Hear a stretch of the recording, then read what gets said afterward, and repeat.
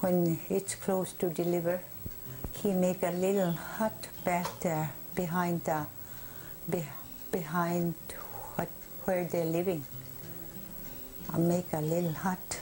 In winter time, they make a snow, a little hut just like this kind of. And when he get to deliver the baby, and he went there and go in there with nobody. He deliver a baby right there behind the village, back there, someplace back there. That's the way they're living. And a girl, when he getting a little bit age, you know, they always keep him someplace back there too. When they start get to a woman, they make a little house and keep back there. I don't know how long, less than a month, I think, a week or something like that. People don't know the young girls when they have their periods, because those girls used to stay outside of the village too for 1 year. So that's how they will change. Maniilaq felt compassion for women and spoke out against these cruel practices. He defended the worth of women in a society where boys were considered of greater value, and predicted that these traditions would someday be banished. You don't have to be afraid of these shamans. And say these young ladies that had their period for the very first time had to live by themselves for 1 whole year. So he would go out there and he'd visit them. Other superstitions that dominated their lives had to do with fishing, hunting, and the treatment of animal skins. They cannot sew in summertime. They can't work on skins in summertime. When the leaves start growing, they can't do these skins. When he was across in Sisolic, there are certain kind of fish you couldn't eat during the summertime. And he mixed the two together. There was berries and some kind of fish, or there was something that you couldn't eat during the summertime. Or there was beluga and some other kind of fruit or berries. I forget what it was. But he went over there and he ate those and sit there and tell them, see, nothing's going to happen to me.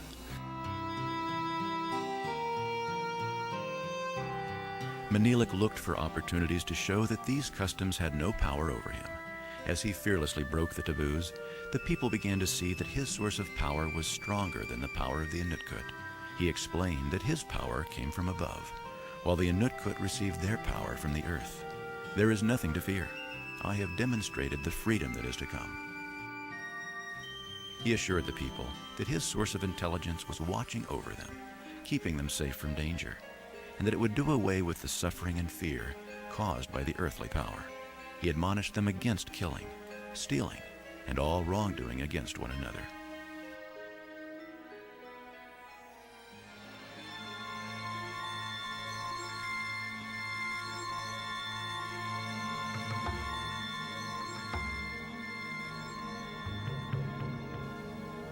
They were amazed that he did not fear the Inutkut or their power. They could not imagine that someday death from the taboos would cease and the Inutkut would no longer practice their trade. Fearful that Maniilaq was destroying their power over the people, the Inutkut determined to kill him. They were able to kill people through their helping spirits. In a trance, they would find the person and perform their magic over him. Many people died in their sleep or from diseases as a result. But the Inutkut had no power to destroy Maniilaq. He was protected by a bright glow which some of them described as a thin beam of light coming down from the sky and encircling Maniilaq and his family. The people were surprised that Maniilaq and his family didn't notice their protection of light and seemed unconcerned and unafraid of the Inutkut's power.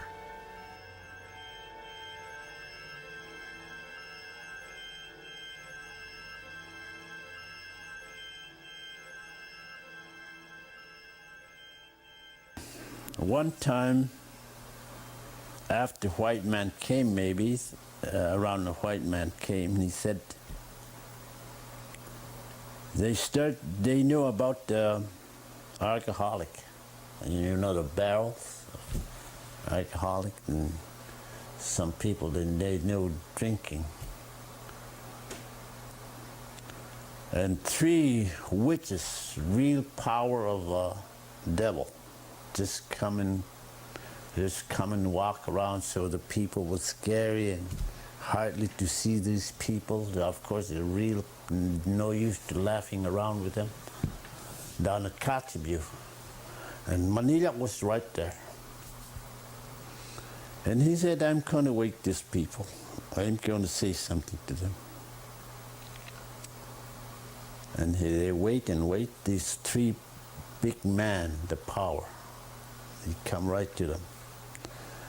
Maniilaq was sit right there in the trail. He said, what you guys doing right now and make scary people going back from here? And this man, 3-man power of a witch, they started laughing to himself. Talk. As Maniilaq said, go back. I never scared of you guys. Go back now. And he started laughing again, these people.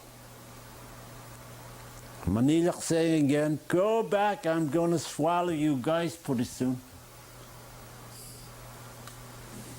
Now these witches are so laugh. When they try to swallowing us, we have something, we got a good power. They start walking back.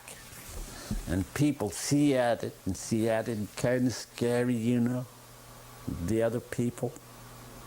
But Maniilaq is never scary.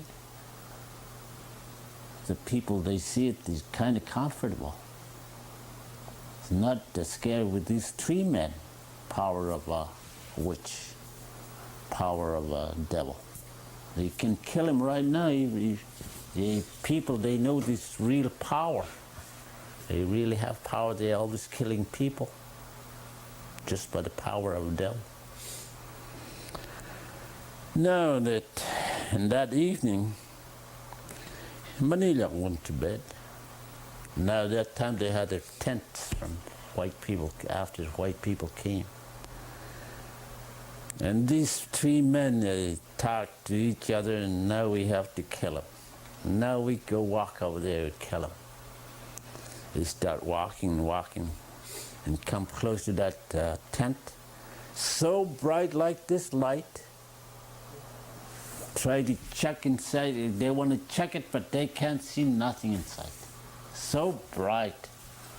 So these witches are kind of scared and go back. They can't do nothing with it. It's something.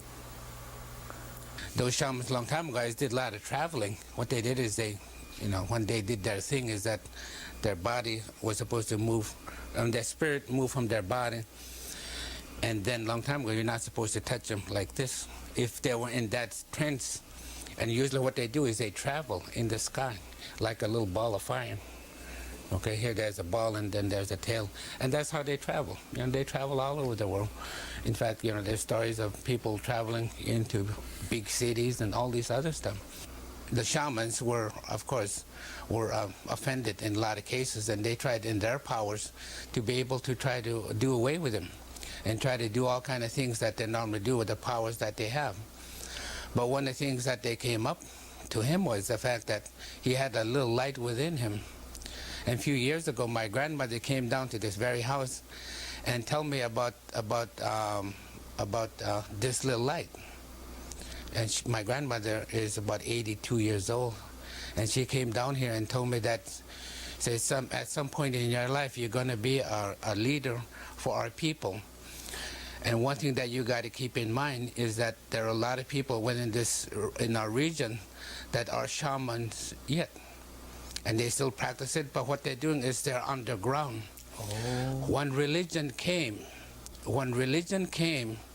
all those people that practice it out openly went underground because it wasn't accepted to be able to do it and perform it in front of the people. So my grandmother went over there and told me and said that when you become a leader, the element that you'll be going will be those people, and when those people try to do it to you, he said, I'll give you like a shield. And she said, I'll tell you about that shield.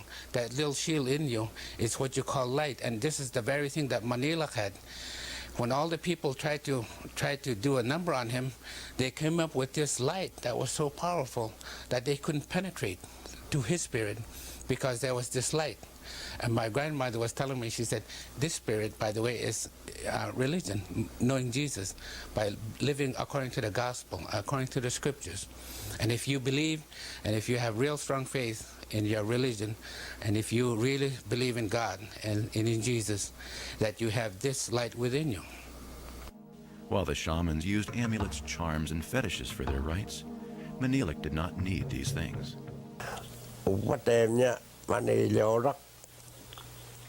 Maniilaq was my father's uncle.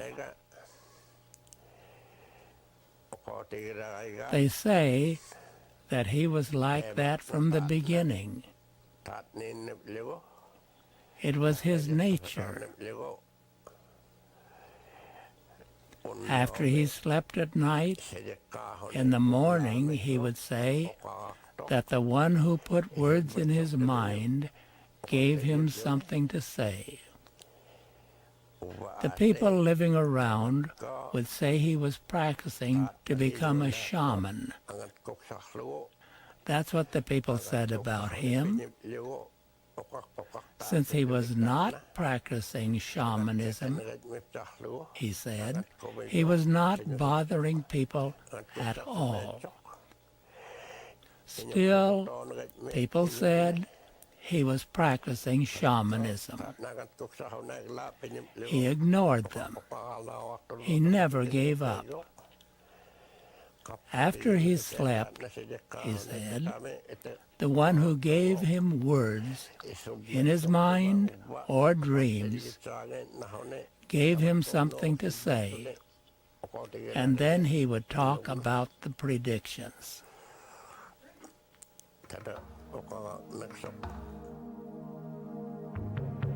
When he was ready to tell the people the words given to him by his grandfather in the sky, he beat a drum, sang a few songs, and spoke the words, Yai, Yai, which expressed praise and awe. He always began by telling them that life as they knew it would soon change. They would be freed from their fears and superstitions. Maniilaq's predictions aroused the people's curiosity. Some taunted and ridiculed him. Others listened skeptically. It said the devil power will be gone no more after. People will change to the other power. That's something that's real power than the devil power. I have to understand from this book. The white people will talk to these Eskimos, so the Eskimos will change living. But this man, Maniilaq, told lots of people this wouldn't be happening anymore pretty soon. It's coming pretty soon. Things gonna be changed. People gonna do whatever they want to. No more kungoks. No more kungoks and uglingnuks. Uglingnuks means superstitions. Later on, our people living, they won't know anything about that kind. It will go on. They are always telling us, tell the people that time, that way.